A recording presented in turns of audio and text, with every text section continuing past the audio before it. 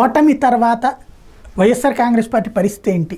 ఎవరు నోరు మెదపట్లేదు, సమాధానాలు లేదు. ఎస్పెషల్లీ క్రిందసారి చంద్రబాబు గారిది అయితే ఓడిపోయిన తర్వాత మరుసటి రోజున అనేక మంది జనాలు వెళ్ళి కలిసి ఆయనతో కంటతడి పెట్టుకున్నప్పుడు దాన్ని వెటకారం చేసింది కూడా ఉంది వైఎస్ఆర్ కాంగ్రెస్ పార్టీ వాళ్ళు. అలాంటిది ఇప్పుడు జగన్ దగ్గరికి ఎవరు వెళ్ళట్లేదా, వెళ్ళనీయట్లేదా? ఇప్పుడు జగన్ అసలు కలవట్లేదా?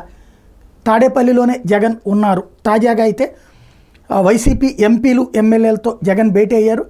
సజ్జల రామకృష్ణారెడ్డి, పెద్దిరెడ్డి రామచంద్రారెడ్డి, పేర్ని నాని, కొడాల నాని, గురుమూర్తి, శివప్రసాద్ రెడ్డి, దేవినేని అవినాష్, వెల్లంపల్లి శ్రీనివాసు వీళ్ళందరూ కూర్చున్నారు.